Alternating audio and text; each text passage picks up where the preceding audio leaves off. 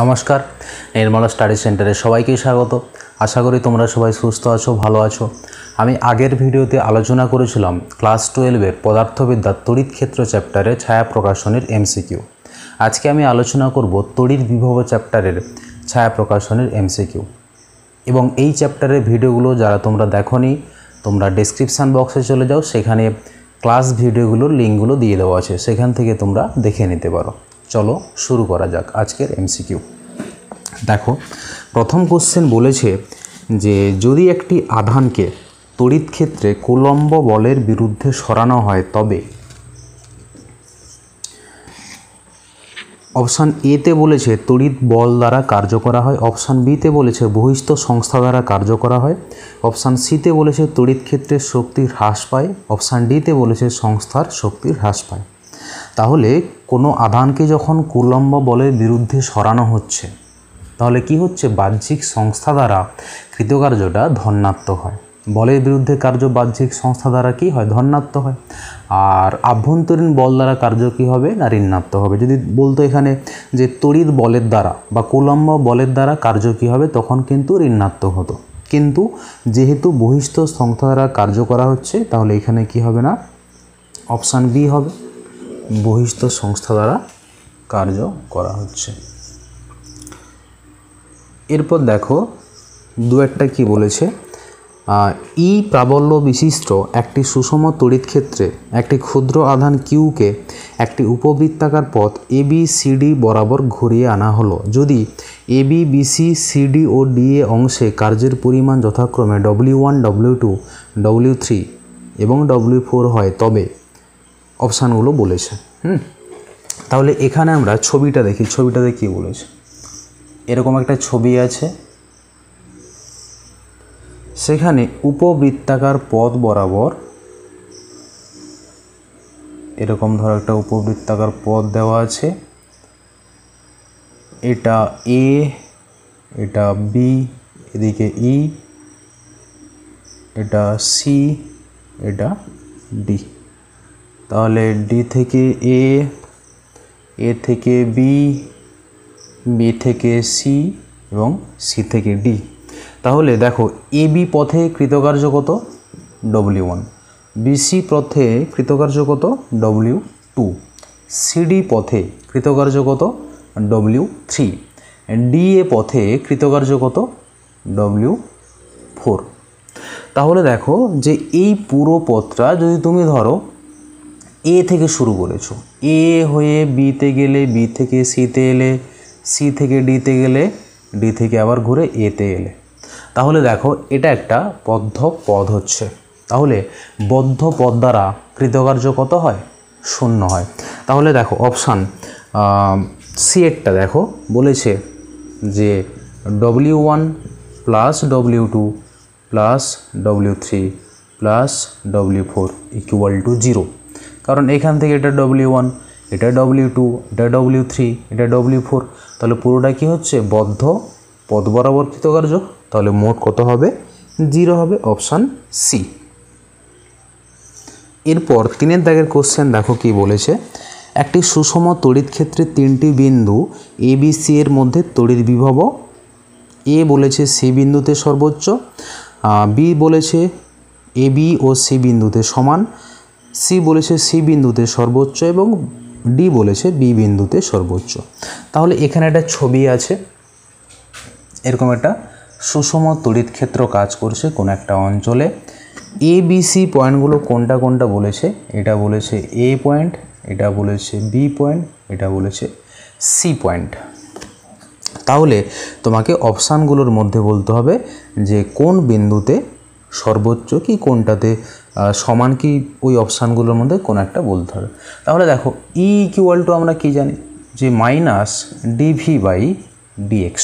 তাহলে দেখো E equal to যেহেতু মাইনাস dV/dx, তাহলে E এর ডিরেকশনের দিকে বিভব কি হবে না, কম হবে। তাহলে দেখো যদি A বিন্দুটা E এর দিকে আছে, তাহলে A বিন্দুর বিভব সবচেয়ে কি হবে, কম হবে।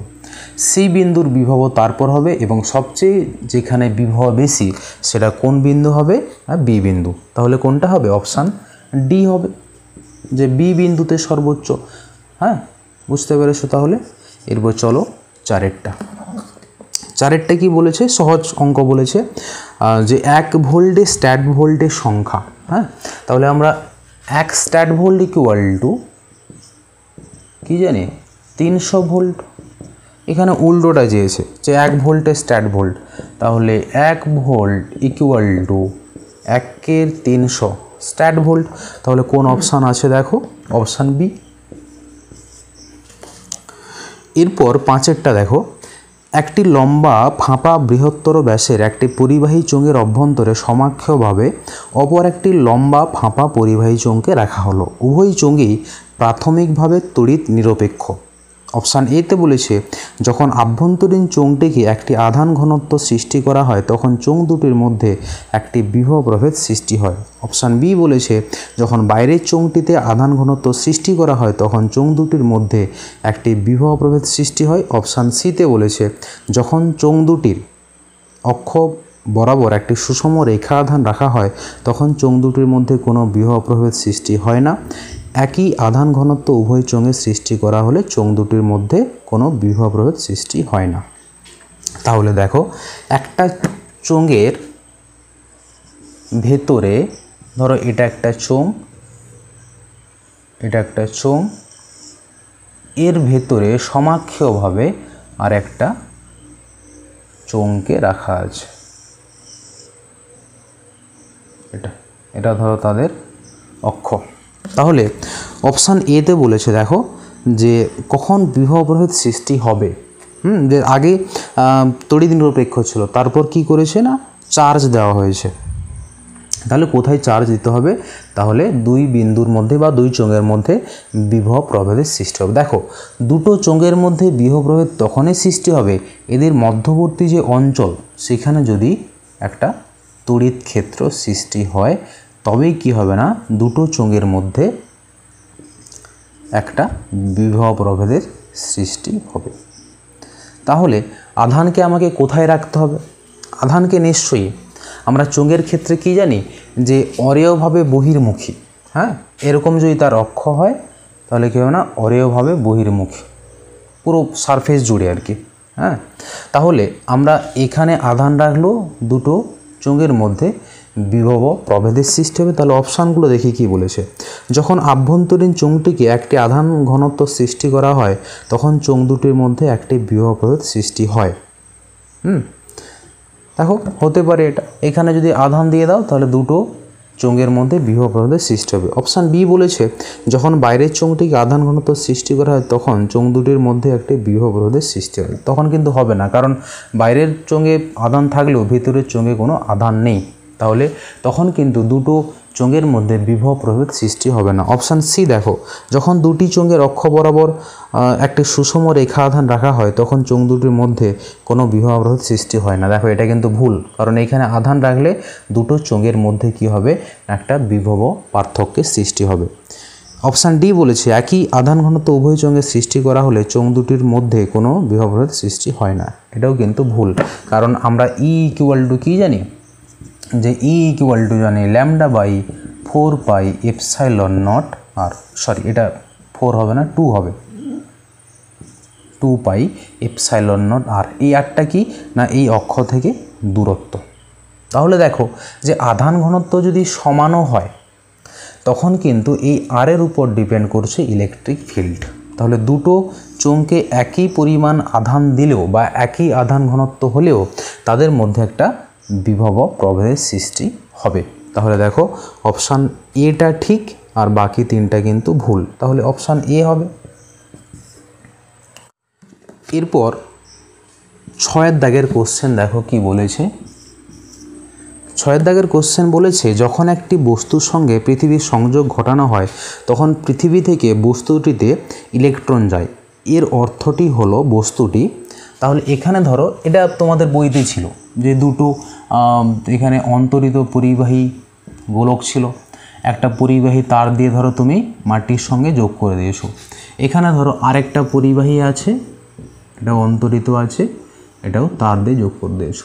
ধরো ইলেকট্রনটা মাটি থেকে বস্তুতে যাচ্ছে। আরেকটা কন্ডিশনে ধরো বস্তু থেকে ইলেকট্রন মাটিতে আসছে। তাহলে নিশ্চয়ই এই যে পরিবাহীটা কোন আধানে আহিত, যেহেতু ইলেকট্রনগুলো পৃথিবী থেকে বস্তুর দিকে যাচ্ছে, নিশ্চয়ই এটা পজিটিভ আধানে আহিত। আর এটাতে যেহেতু বস্তু থেকে পৃথিবীতে আসছে, ওই জন্য এটা অবশ্যই নেগেটিভ আধানে আহিত। তাহলে দেখো এখানে কোন অপশানটা ঠিক হবে, যেহেতু এখানে বস্তু থেকে পৃথিবী থেকে বস্তুতে ইলেকট্রন যাচ্ছে, তাহলে এই বস্তুটা কি হবে, ধনাত্মক আধান আহিত। তাহলে দেখো অপশান ডি হবে, 6 দাগের অপশান ডি। এরপর 7 দেখো, 7 কি বলেছে, কিউ কুলম আধানের জন্য একটি তড়িৎযুক্ত অঞ্চলের একটি বিন্দুতে তড়িৎ বিভবের মান হলো কিউ ইন্টু 10⁻11 ভোল্ট। ওই বিন্দুতে তড়িৎ প্রাবল্য ক্যালকুলেশন করতে বলেছে। তাহলে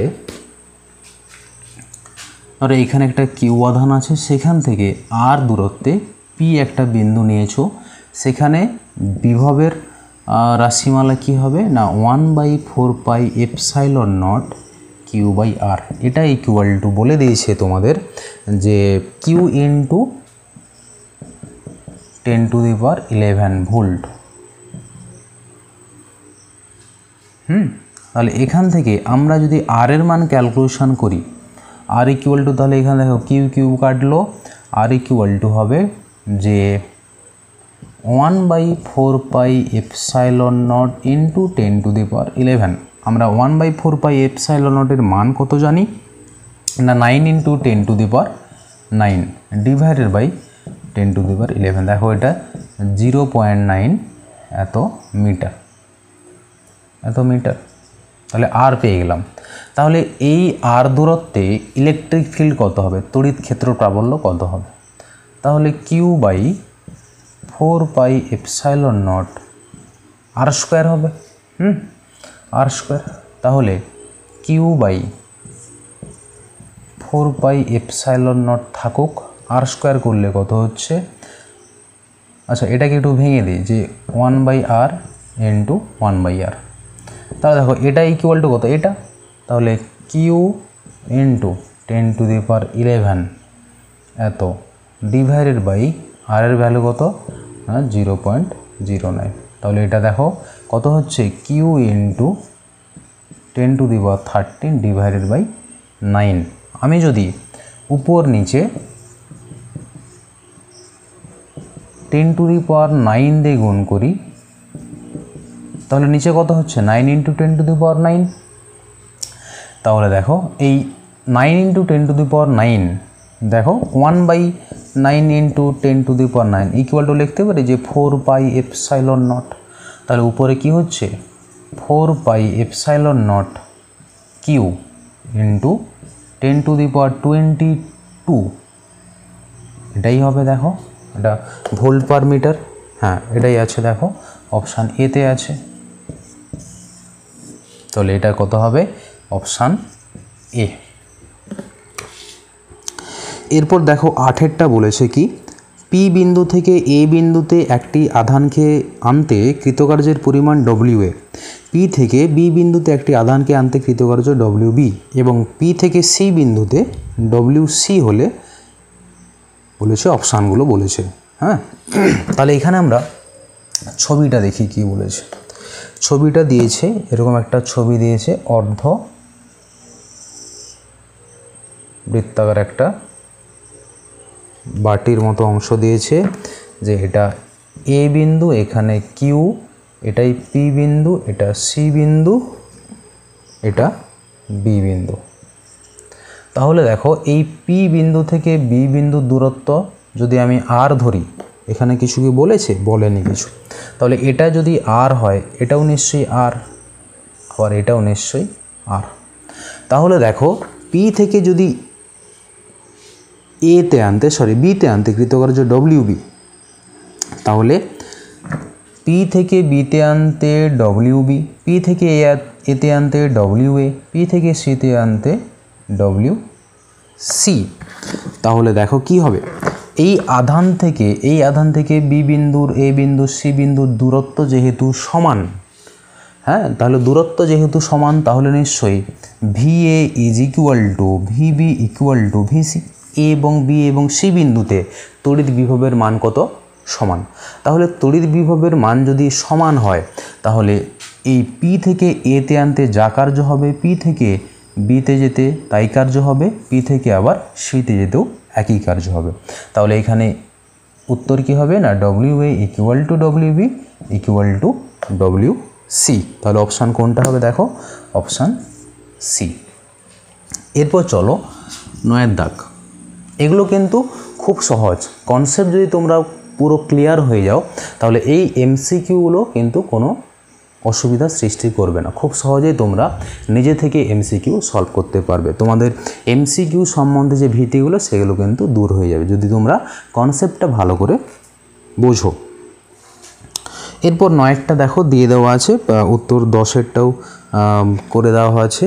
এরপর 11 দাগের কোশ্চেন দেখো কি বলেছে। 11 দাগের কোশ্চেন বলেছে একটি বর্গক্ষেত্রে শীর্ষবিন্দুগুলিতে 4টি বিন্দু আধান আছে যাদের মান যথাক্রমে -q, +q, -Q, -q, 2q এবং 2Q। ক্যাপিটাল কিউ এবং স্মল কিউ এর মধ্যে নিচের কোন সম্পর্কের জন্য বর্গক্ষেত্রের কেন্দ্রে বিভব 0 হবে? তাহলে আমরা ছবি একটা অঙ্কন করি। তোমরা সবসময় ছবিটা এঁকে নেবে, তাহলে কিন্তু তোমাদের আইডিয়াগুলোরও ক্লিয়ার হয়ে যাবে। তাহলে এখানে মাইনাস, এটা ধরো এ বিন্দু, এটা ধরো বি বিন্দু, এটা ধরো সি বিন্দু, এটা ধরো ডি বিন্দু। তাহলে এ বিন্দুতে মাইনাস ক্যাপিটাল কিউ, বি বিন্দুতে মাইনাস স্মল কিউ, সি বিন্দুতে 2q, ডি বিন্দুতে 2Q। তাহলে বর্গক্ষেত্রের কেন্দ্রে বিভব 0। তাহলে এখান থেকে আমি যদি প্রত্যেকটা শীর্ষবিন্দু দূরত্বকে আর ধরে নিই, আমি ধরলাম যে আর, তাহলে এটা আমি যদি ও বিন্দু ধরি, ও বিন্দুতে তড়িৎ বিভব কত হবে? দেখো এ বিন্দুতে -q-এর জন্য বিভব কত হবে? -q/r। বি বিন্দুতে -q আধানের জন্য এই ও বিন্দুতে বিভব কত হবে? যে -q /r। এখানে 2q, তাহলে এটার জন্য বিভব কত হবে? আর এটার জন্য হবে, তোমরা এগুলো জানো সব। তাহলে এখান থেকে দেখো পাচ্ছ যে আরকে যদি লসাগু নিয়ে নাও তাহলে q + q, দেখো এটা পাচ্ছ। দেখো তোমাদের কন্ডিশনে বলেছে কেন্দ্রে কিন্তু বিভব 0, তাহলে দেখো q = -q। তাহলে অপশান কোনটা হবে? দেখো অপশান এ। অপশান এ হবে, খুব সহজ। এগুলো 12টা করে দেওয়া আছে, 13টা করে দেওয়া আছে, একদম চলো 14 কি বলেছে যে ABCDE বৃত্তের কেন্দ্রে কিউ আধান অবস্থিত। অপর একটি আধান কিউকে এ থেকে BCDE বিন্দুতে আনতে কৃতকার্য কত হবে? তাহলে দেখো এখানে একটা ছবি বলে দিয়েছে। এটা ধরো এ বিন্দু, এখান থেকে ব্যাস বরাবর সোজা ডি বিন্দু, এখান থেকে ই বিন্দু, এটা বি বিন্দু, এটা সি বিন্দু, হ্যাঁ, আর এখানে সেন্টারে চার্জ রেখেছে। তাহলে সেন্টারে যদি চার্জ থাকে, দেখো এ বিন্দু, বি বিন্দু, সি বিন্দু, ডি বিন্দু, ই বিন্দু, দেখো সবগুলো পরিধিস্থ বিন্দু হচ্ছে। তাহলে যেহেতু আধান থেকে দূরত্ব সমান, দেখো এই আধান থেকে এটার দূরত্ব যা, এটার দূরত্ব, এটার দূরত্ব, এটার দূরত্ব সবগুলো কিন্তু সমান। তাহলে এখানে আমরা বলতে পারি যে VA = VB = VC = VD = VE। ABCDE এই যে তিনটা বিন্দু, এদের বিভব কত না? সমান। তাহলে নিশ্চয়ই যেহেতু বিভব সমান, তাহলে AB BC AB AC AD AE প্রত্যেক পদ বরাবর কৃতকার্য কত হবে? 0 হবে। দেখো এখানে যদি তুমি আধান রাখো, আমরা কি জানি যে এর ভেতরে সব জায়গাতে বিভব কত হয়? যে পরিশিষ্ট যে বিভব তার সঙ্গে সমান হয়। তাহলে এখানে সব জায়গার যেহেতু বিভব সমান, সব জায়গার যেহেতু বিভব সমান, তাহলে প্রত্যেক পদ বরাবর কৃতকার্য কত হবে? শূন্য হবে, হ্যাঁ, যেহেতু বিভব সমান।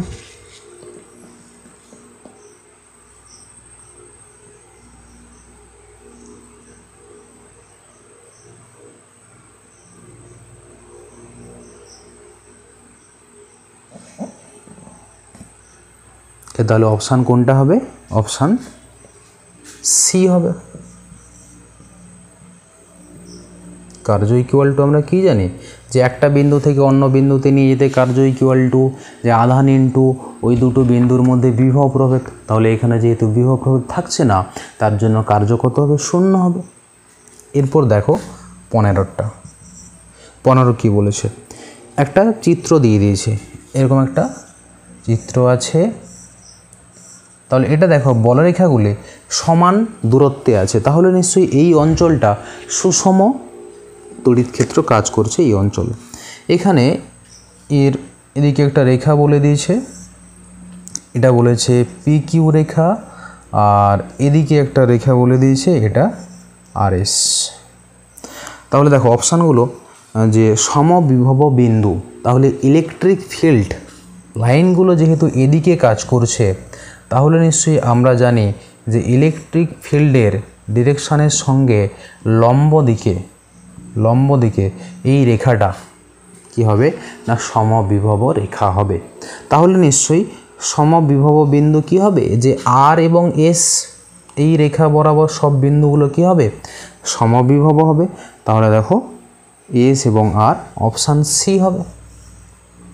এরপর দেখো 16টা কি বলেছে, 16টা বলেছে বিন্দু আধান কিউ এর তড়িৎ ক্ষেত্রে অপর একটি আধানকে এ থেকে বিতে এবং এ থেকে সিতে সরানো হলো। কৃতকার্যের তুলনা করে দেখা যায় অপশান এতে বলেছে এ বি পদ অপেক্ষা এসি পদ বরাবর কৃতকার্য বেশি, অপশান বিতে বলেছে উভয় ক্ষেত্রে কৃতকার্য সমান, অপশান সিতে বলেছে এসি পদ অপেক্ষা এ বি পদ বরাবর কৃতকার্য বেশি, অপশান ডিতে বলেছে উভয় ক্ষেত্রে কৃতকার্য শূন্য। তাহলে এখানে আমরা ছবিটা এঁকে নিই। তাহলে এরকম একটা ছবি আছে, এর সেন্টারে একটা কিউ চার্জ আছে, এখান থেকে এ পয়েন্ট, এটা ধরো বি পয়েন্ট, এটা ধরো সি পয়েন্ট। তাহলে এ থেকে বিতে একবার, এ থেকে সিতে একবার, কৃতকার্যের তুলনা। তাহলে দেখো আমরা যদি এ বিন্দুর বিভবকে ভি এ ধরি আর বি বিন্দুর বিভবকে ভিবি ধরি এবং সি বিন্দুর বিভবকে আমরা যদি ভিসি ধরি, তাহলে দেখো এই কিউ আধান থেকে এটার সি বিন্দুর দূরত্ব যা বি বিন্দুর দূরত্ব তাই। তাহলে এটা নিশ্চয়ই ভিবি ইকুয়াল টু ভিসি হবে। তাহলে এ বিন্দু থেকে বি বিন্দুতে যেতে যা কৃতকার্য হবে, হ্যাঁ, আর এ বিন্দু থেকে সি বিন্দুতে কৃতকার্য কত হবে? সেম হবে। কারণ আমরা যদি V A minus VB calculation করি, আবার V A minus VC calculation করি, এই দুটো মান কী হবে? সমান হবে। তাহলে কোনো আধানকে এ থেকে বিতে নিয়ে যেতে কার্য যা হবে, আবার এ থেকে সিতে আনতেও কার্য তাই হবে। তাহলে অপশান কোনটা হবে? অপশান বি হবে। এরপর 17টা দেখো, 17 কি বলেছে যে এখানে একটা ছবি দিয়ে দিয়েছে, বলেছে যে একটি সুষম তড়িৎ ক্ষেত্র ই দেখানো হয়েছে, সম্পূর্ণ কালো বৃত্তাকার বিন্দুর সমবিভবযুক্ত আরও কতগুলো বিন্দু পাওয়া যাবে। হ্যাঁ, তাহলে এখানে ছবিটা আমরা এঁকে নিই। এদিকে ধরো ইলেকট্রিক ফিল্ড লাইনগুলো কাজ করছে, আর এই বরাবর বাবুলের মতো দিয়ে দিয়েছে।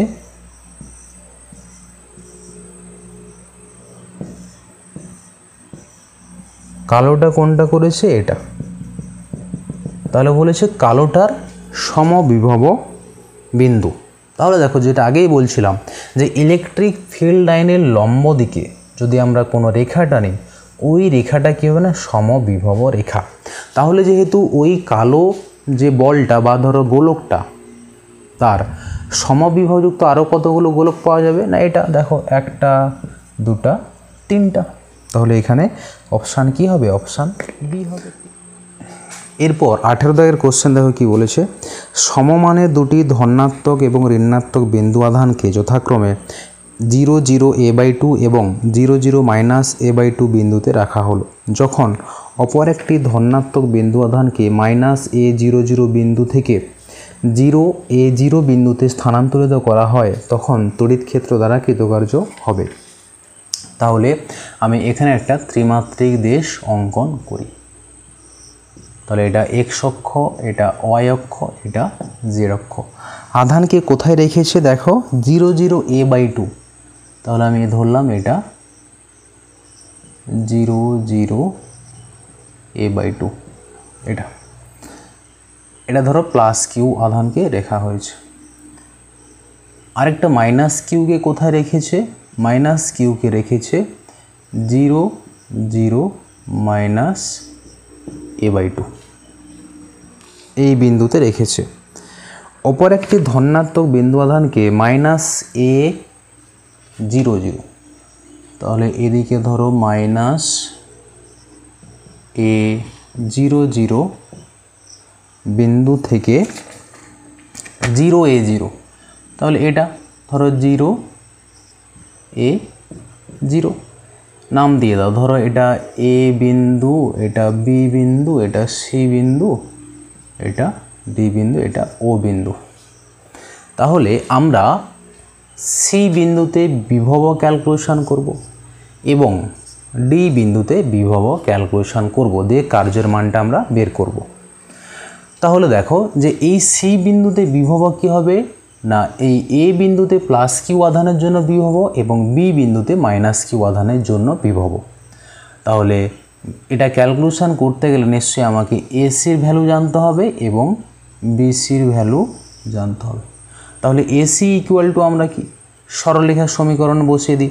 যদি সরলরেখার দুটো বিন্দু x1 x2 x3 হয়, হ্যাঁ, এবং আরেকটা সরলরেখার যে কোনো একটা বিন্দু, ধরো এই বিন্দুটা ধরো x1 y1 z1, এই বিন্দু ধরো x2 y2 z2। তাহলে এই সরলরেখা ধরো এ বি সরলরেখা, এর দৈর্ঘ্য কত হবে আমরা জানি, √x2 minus x1 square plus y2 minus y1 square plus z2 minus z1 square. আমরা এসি বের করব। তাহলে এসি বের করতে গেলে আমি কি করব না, সি মাইনাস এ স্থানাঙ্ক যদি বিয়োগ করি তাহলে মাইনাস এর whole square plus 0 minus a/2 এর হোল স্কোয়ার। তাহলে এটা কত হচ্ছে যে 5a²/4, হ্যাঁ, তাহলে √5a²/2। এরপর আমরা বিসি ক্যালকুলেশন করি। বিসি ইকুয়াল টু কত হবে, দেখো যে a²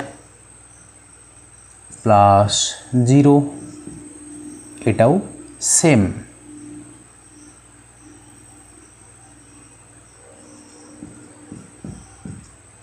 দেখো তাহলে √5a²/2 হচ্ছে। এরপর আমরা ডি পয়েন্টে বিভব ক্যালকুলেশন করব। তাহলে নিশ্চয়ই এডি জানতে হবে। তাহলে এডি ইকুয়াল টু কত, √0 মাইনাস 0 স্কোয়ার মানে 0 স্কোয়ার 0 প্লাস a² এটা প্লাস মাইনাস a/2 এর হোল স্কোয়ার মানে a²/4। তাহলে এটাও দেখো √5a/2। এরপর দেখো বিডি, এটা থেকে এটার দূরত্ব কত হবে, যে √0 মাইনাস 0, তাহলে 0 প্লাস a² প্লাস a²/4, এটাও দেখো √5a/2। তাহলে দেখো দুটো আধান যেহেতু সমান, plus Q minus Q R AC এইগুলো সবগুলো সমান, তাহলে নিশ্চয়ই আমরা বলতে পারি যে ভিসি ইজ ইকুয়াল টু ভিডি হবে। তাহলে নিশ্চয়ই কোনো আধানকে একটা বিন্দু থেকে অপর বিন্দুতে নিয়ে যেতে কার্য কি হবে, শূন্য হবে। দুটো বিন্দুর যদি বিভব সমান হয়ে যায় তাহলে কার্য কত হবে, শূন্য হবে। তাহলে অপশান দেখো কোনটা, অপশান সি। এরপর 19-এর দাগের কোশ্চেনে কি বলেছে দেখো, যে কিউ ড্যাশ আধানকে কেন্দ্র করে আর ব্যাসার্ধের বৃত্তপথে একটি কিউ আধানকে একবার সম্পূর্ণ ঘুরিয়ে আনতে কৃতকার্য কত হবে? সেম অঙ্ক, সেম, যে কিউ ড্যাশ আধানকে কেন্দ্র করে আর ব্যাসার্ধের বৃত্তপথে।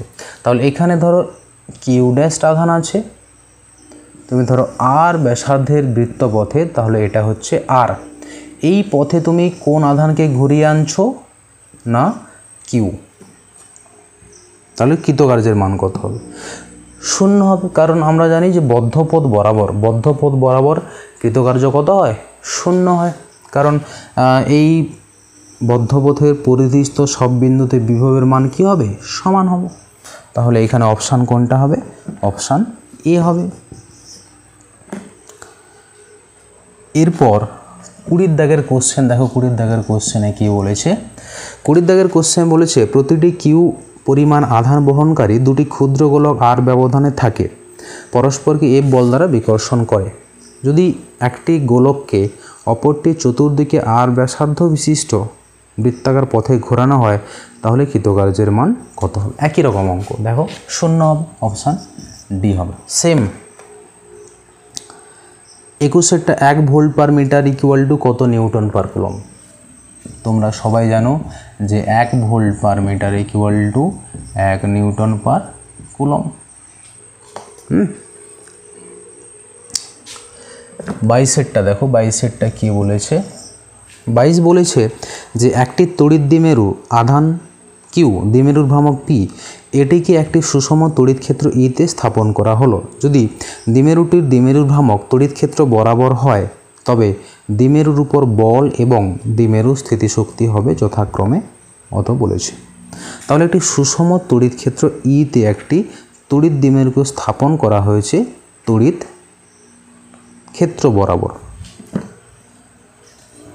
তাহলে এদিকে আমি ধরলাম ইলেকট্রিক ফিল্ড ই কাজ করছে, এই ইলেকট্রিক ফিল্ডের ডিরেকশানে আমি একটা তড়িৎ দ্বিমেরুকে স্থাপন করলাম, তাহলে মাইনাস কিউ প্লাস কিউ। তড়িৎ দ্বিমেরুর ভ্রামকের ডিরেকশান কোন দিকে হবে? মাইনাস আধান থেকে প্লাস আধানের দিকে, তাহলে সেটা ইলেকট্রিক ফিল্ড লাইন বরাবর। তাহলে আগে বলো বল কত? বল কত হবে? আমরা জানি যে পজিটিভ আধানের উপর ক্রিয়াশীল বল কি হয়? ইলেকট্রিক ফিল্ডের ডিরেকশানে কিউ ইন্টু ই। নেগেটিভ আধানের উপর ক্রিয়াশীল বল কত হয়? না মাইনাস কিউ ইন্টু ই। সেই যে বলটা ইলেকট্রিক ফিল্ডের বিপরীত দিকে কাজ করে, এটা আমরা সবাই জানি। তাহলে মোট বল কত? 0। তাহলে মোট বল 0 পেলাম। দ্বিমেরুটির স্থিতিশক্তি হবে, দ্বিমেরু স্থিতিশক্তি আমরা কি জানি? না W equal to minus P dot E. তাহলে এটা মাইনাস পি কস থিটা, যেহেতু এখানে থিটা 0, দেখো পি এর দিকে ই, তাহলে মাইনাস পি। তাহলে কস থিটা যেহেতু 1, তাহলে নিশ্চয়ই এই যে ভ্যালুটা এটা নিশ্চয়ই মিনিমাম ভ্যালু হবে। তাহলে 0 এবং সর্বনিম্ন, অপশান বি দেখো আছে। এরপর 23 দাগের কোশ্চেন দেখো কি বলেছে? পি ভ্রামক বিশিষ্ট একটি তড়িৎ দ্বিমেরুকে ই প্রাবল্যের একটি তড়িৎ ক্ষেত্রে বসানো হলো। দ্বিমেরুর অক্ষটি তড়িৎ ক্ষেত্রের অভিমুখের সঙ্গে থিটা কোণে আনত। যখন থিটা ইকুয়াল টু 0, তখন দ্বিমেরু স্থিতিশক্তি 0 ধরা হলে দ্বিমেরুর উপর ক্রিয়াশীল টর্ক এবং দ্বিমেরু স্থিতিশক্তি হবে যথাক্রমে। তাহলে আমি এখানে একটা ইলেকট্রিক ফিল্ড ধরে নিই যে ই কাজ করছে, সুষম তড়িৎ ক্ষেত্র কাজ করছে, তার সঙ্গে থিটা অ্যাঙ্গেলে আমি একটা দ্বিমেরুকে বসিয়ে নিই। তাহলে এটা মাইনাস কিউ, এটা প্লাস কিউ, তাহলে এই অ্যাঙ্গেল কত? থিটা। তাহলে যখন থিটা ইকুয়াল টু 90, তখন দ্বিমেরু স্থিতিশক্তিকে 0 ধরেছে। দ্বিমেরুর উপর ক্রিয়াশীল টর্ক, তাহলে টর্ক আমরা টাউ ইকুয়াল টু কী জানি? Tau equal to P cross E জানি, যে পিই সাইন থিটা। এরপর দ্বিমেরু স্থিতিশক্তি কত হবে? যখন π/2 অ্যাঙ্গেল, তখন সেটাকে স্থিতিশক্তিকে 0 ধরেছে। তাহলে আমরা স্থিতিশক্তির ইকুয়েশান কি জানি? যে ডব্লিউ ইকুয়াল টু, ধরো থিটা থেকে আমি অ্যাঙ্গেলটাকে থিটা প্লাস ডি থিটা করবো, এটা ধরো ডি থিটা অ্যাঙ্গেল, তাহলে কৃতকার্য কত হবে? ইন্টিগ্রেশন টাও ডি থিটা। এখানে π/2 টু থিটা। তাহলে টাওয়ের ভ্যালু বসিয়ে দিই, PE sin theta D theta, থিটার lower limit π/2, upper limit theta. তাহলে PE কনস্ট্যান্ট টার্ম বাইরে চলে এলো, মাইনাস কস থিটা সাইন থিটার integration, lower limit π/2, upper limit theta. তাহলে এটা দেখো মাইনাস PE কস থিটা হচ্ছে, এটাকে আমি লিখতে পারি যে মাইনাস P.E। তাহলে ওটা করার দরকার নেই, মাইনাস P কস থিটা আছে, দেখো অপশান এতে আছে। তাহলে টর্ক হবে PE সাইন থিটা এবং স্থিতিশক্তি হবে মাইনাস PE কস থিটা। এরপর 24 দাগের কোশ্চেন দেখো কি বলেছে। 24 দাগের কোশ্চেন বলেছে তিনটি বিন্দু তড়িদাধান প্লাস কিউকে কোনো এল বাহু বিশিষ্ট সমবাহু ত্রিভুজের তিনটি শীর্ষবিন্দুতে রাখলে সংস্থাটির মোট স্থিতিশক্তি হবে। হ্যাঁ, তাহলে এখানে আমি একটা সমবাহু ত্রিভুজ অঙ্কন করি। এটা ধরো এখানে একই পরিমাণ আধান রেখেছে, হ্যাঁ একই পরিমাণ আধান রেখেছে। তাহলে এটা ধরো এ বিন্দু, এটা ধরো বি বিন্দু, এটা ধরো সি বিন্দু, এখানে কিউ, এখানে কিউ, এখানে Q. R A B B C এবং সি এর দৈর্ঘ্য কত? এল করে, এটাও এল, এটাও এল, এটাও এল। তাহলে বলেছে এই সংস্থার মোট স্থিতিশক্তি কত হবে। আমরা কোনো আধান সংস্থায় মোট স্থিতিশক্তি কি জানি, সবগুলো আধানের জন্য স্থিতিশক্তি ক্যালকুলেশন করব আলাদা আলাদা করে, মানে দুটো পেয়ার নেব, একটা পেয়ার নেব, এ বি বিন্দুতে আধানের জন্য স্থিতিশক্তি ক্যালকুলেশন করব, বি সি বিন্দুতে দুটো আধানের জন্য স্থিতিশক্তি ক্যালকুলেশন করব, সি এ বিন্দুতে দুটো আধানের জন্য আমরা স্থিতিশক্তি ক্যালকুলেশন করে সবগুলোকে যোগ করব, তাহলে কিন্তু আমরা মোট স্থিতিশক্তি পেয়ে যাব। তাহলে দেখো যে টোটাল স্থিতিশক্তি কত হবে, যখন আমরা এ বিন্দুতে কিউ আধানের জন্য এবং বি বিন্দুতে কিউ আধানের জন্য এই দুটো বিন্দুর জন্য আমরা স্থিতিশক্তি ক্যালকুলেশন করব, তখন কত পাবো, যে Q into divided by 4πε0 L into Q. দেখো আমরা স্থিতিশক্তি ইকুয়াল টু কী জানি, কিউ ইন্টু ভি। তাহলে এই আধানের জন্য এই বি বিন্দুতে বিভব কত হবে, নিশ্চয়ই এটা Q/4πε0 ইন্টু এল। এরপর যখন আমরা চার্জকে গুণ করে দেবো ওই চার্জকে, তাহলে আমরা কি পাবো, এই দুটো বিন্দু আধানের জন্য স্থিতিশক্তি পেয়ে যাব। একই রকমভাবে দেখো বিসির জন্য একই রকম পাবো, যে Q²/4πε0 এল প্লাস সিএ দুটো আধানের জন্য এটাও পাবো Q²/4πε0 এল। তাহলে দেখো এটা হচ্ছে 3Q²/4πε0 এল, এটা কি হবে এই সংস্থার স্থিতিশক্তি। তাহলে অপশান কোনটা হচ্ছে, দেখো অপশান সি। বুঝতে পেরেছো যে অনেকগুলো আধান থাকলে আমরা কি করব, দুটো দুটো আধান নিয়ে আমরা স্থিতিশক্তি ক্যালকুলেশন করব, দিয়ে সবগুলোকে যোগ করব। এরপর 25 দাগের কোশ্চেনটা দেখো কি বলেছে। 25 বলেছে যে এক্স অক্ষের উপর x = -a এবং x = +a বিন্দু দুটিতে দুটি একই ধরনের বিন্দু আধান আছে। অপর একটি বিন্দু আধান কিউ মূল বিন্দুতে অবস্থিত। যদি কিউকে এক্স অক্ষের উপর ক্ষুদ্র দূরত্ব x সরানো হয়, তাহলে তার তড়িৎ স্থিতিশক্তির পরিবর্তন আনুমানিকভাবে সমানুপাতিক হবে এক্স অক্ষের যে মানের সঙ্গে তা হলো। তাহলে এখানে ধরো এটা এক্স অক্ষ, এটা ধরো মূলবিন্দু ও, এটা x = -a, এটা ধরো x = +a। তাহলে এখানে আমি ধরলাম যে স্মল কিউ রাখা হয়েছে, এখানেও স্মল কিউ এবং এখানে ক্যাপিটাল কিউ আধান আছে। তাহলে প্রথমে আমি এই কিউ বিন্দুতে তড়িৎ স্থিতিশক্তি ক্যালকুলেশন করি। তাহলে সেটাকে যদি আমরা U1 দিয়ে লিখি, তাহলে এই বিন্দু আধানের জন্য এখানে একটা তড়িৎ স্থিতিশক্তি প্লাস এটার জন্য এখানে তড়িৎ স্থিতিশক্তি। তাহলে এই দুটোর জন্য কত হবে না, Q into Q divided by C জিএসে করে নিই, তাহলে A plus Q into Q divided by A, তাহলে 2Q ডিভাইডেড বাই এ। এরপর দেখো যখন তুমি এই কিউকে এক্স দূরত্ব সরিয়ে দিয়েছো, এটা ধরো এক্স, এখানে কিউকে নিয়ে চলে এসছো, তখন এই বিন্দু থেকে দূরত্ব কত, এক্স প্লাস এ, এই বিন্দু থেকে দূরত্ব কত, এ মাইনাস এক্স। তাহলে তখন আমরা যদি তড়িৎ স্থিতিশক্তি U2 ধরি, তাহলে এই আধানের জন্য এই পয়েন্টে তড়িৎ স্থিতিশক্তি কত হবে, capital Q small Q divided by A plus X plus এই আধানের জন্য এই পয়েন্টে তড়িৎ স্থিতিশক্তি কত হবে, capital Q small Q divided by A minus X. তাহলে এখানে এখন লসাগু কী হচ্ছে, A square minus X square, কিউকে কমন নিয়ে নিই, তাহলে A minus X plus A plus X. তাহলে দেখো হচ্ছে 2a capital Q small Q divided by A square minus X square. তাহলে স্থিতিশক্তির পরিবর্তন ক্যালকুলেশন করি, আমরা যদি সেটাকে ডেল ইউ দিয়ে লিখি তাহলে U2 মাইনাস U1। তাহলে এখানে দেখো আমরা 2 স্মল কিউ ক্যাপিটাল কিউ কে কমন নিয়ে নিই, তাহলে কি হচ্ছে না 1/a minus a by A square minus X square. তাহলে দেখো যে 2 ক্যাপিটাল কিউ নিচে লসাগু কী হবে, a into A square minus X square, তাহলে উপরে কী হবে, A square minus X square minus কী হবে না এ স্কোয়ার।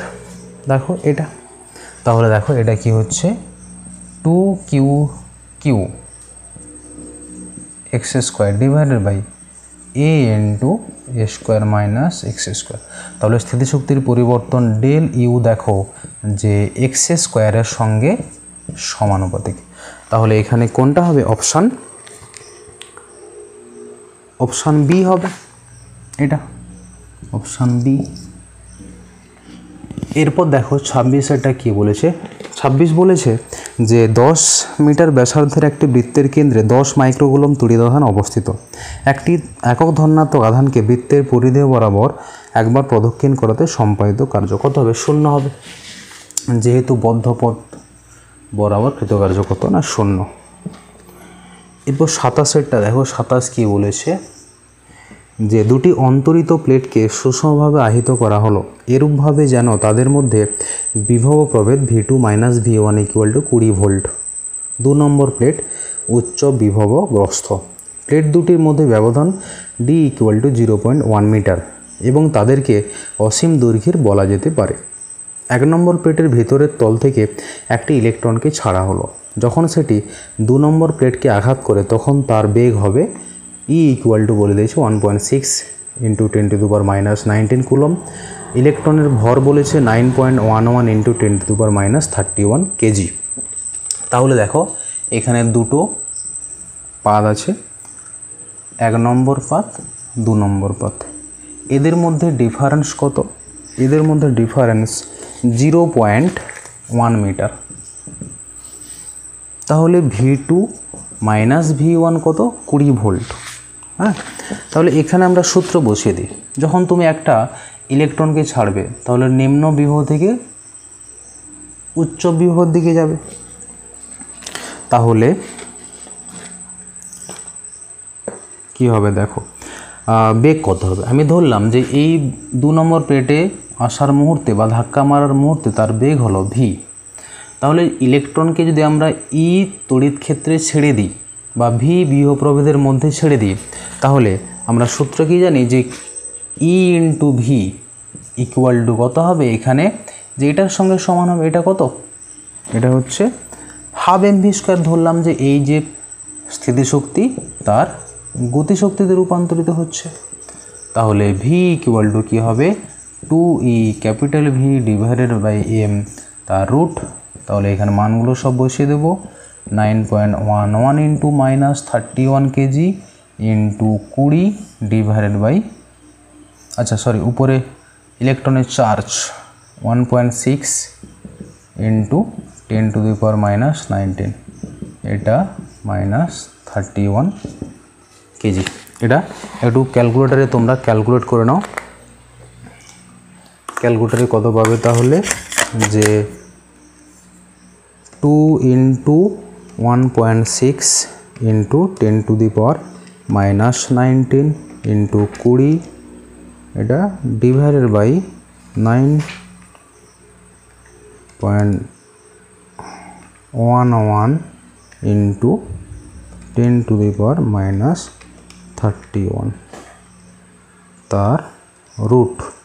তাহলে দেখো এটা হচ্ছে 2.6 ইন্টু অ্যাপ্রক্সিমেট ভ্যালু আর কি 10⁻6। তাহলে এটা অপশান দেখো, অপশান কোনখানে আছে, অপশান আছে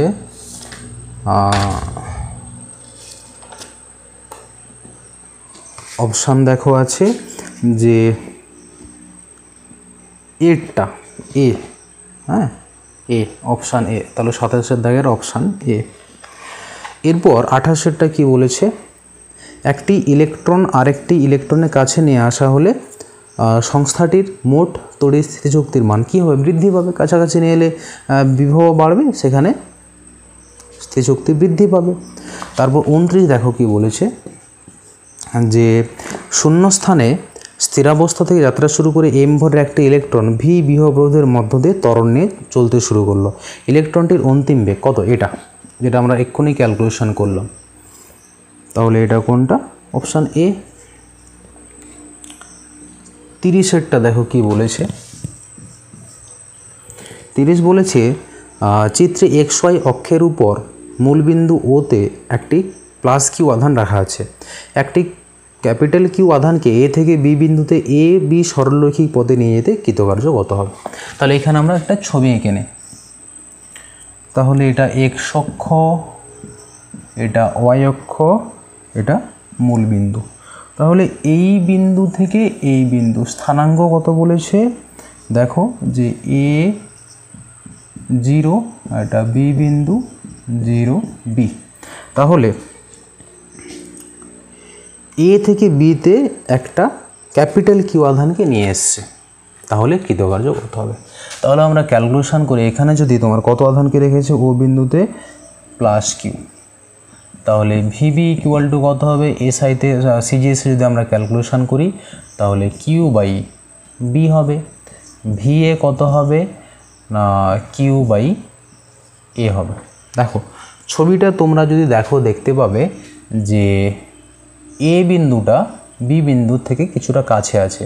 তাহলে এখানে আমরা বলতে পারি যে এ ইজ লেস দেন বি।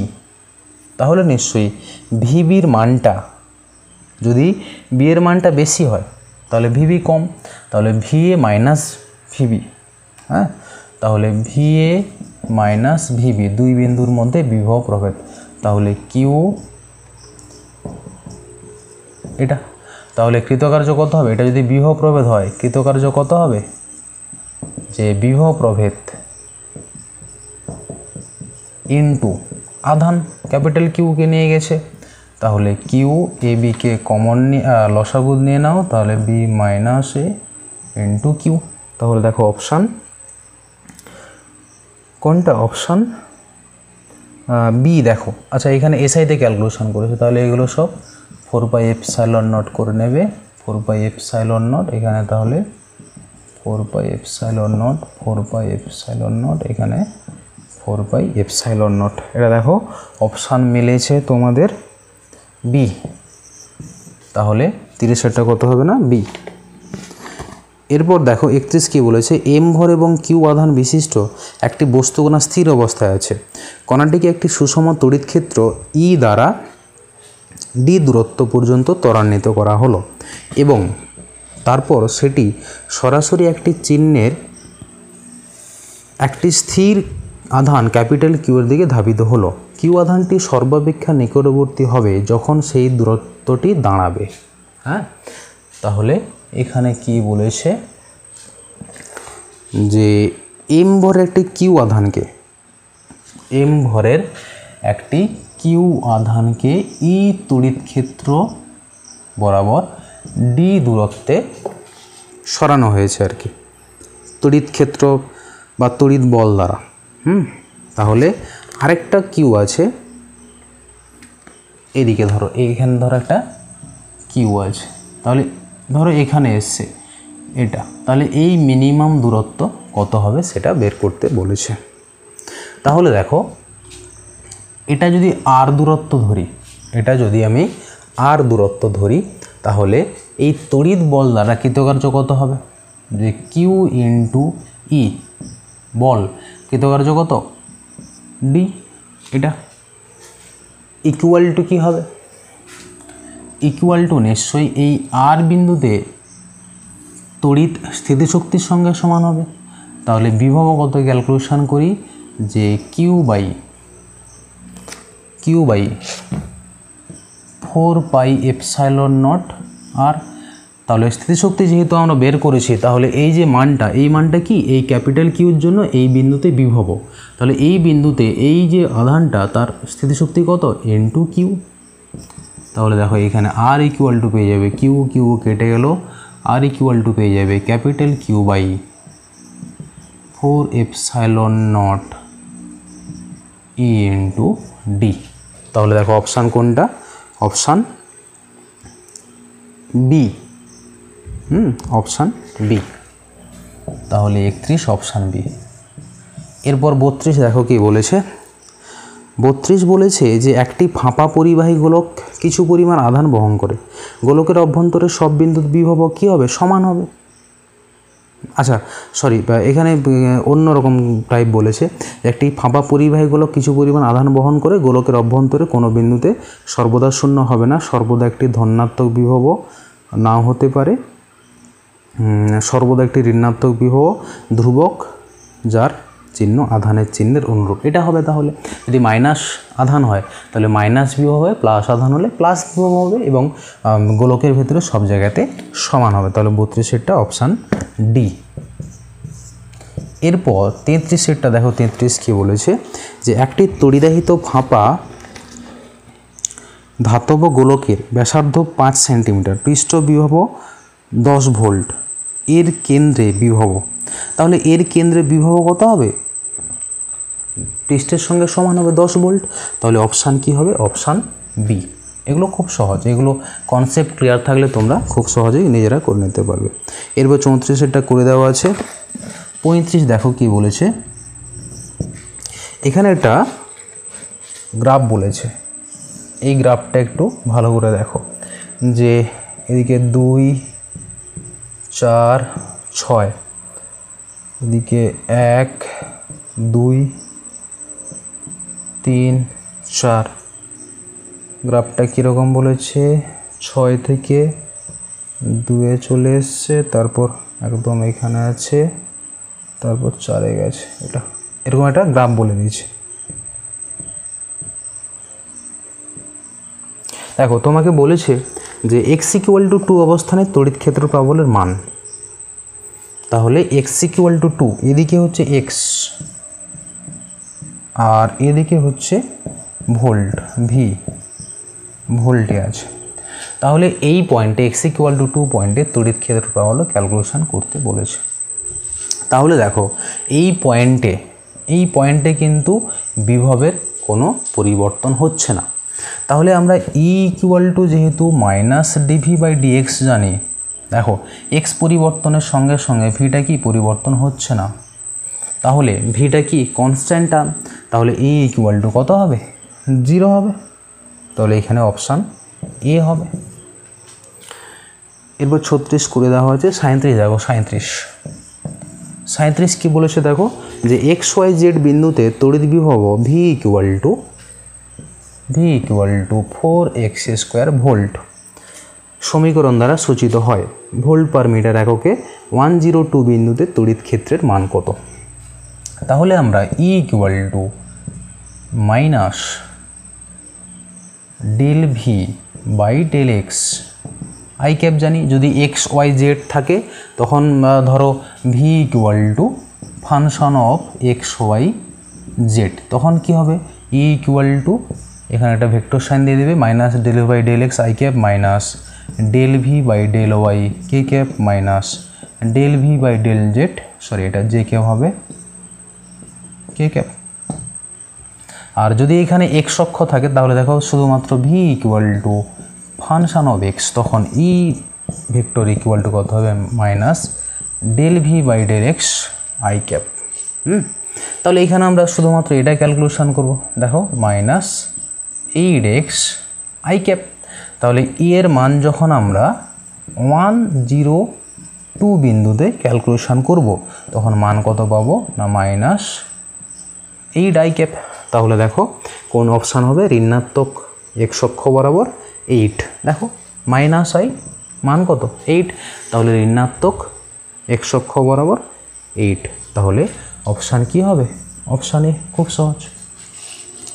চলো টাটা, দেখা হচ্ছে পরের ক্লাসে, ভালো থেকো, সুস্থ থেকো।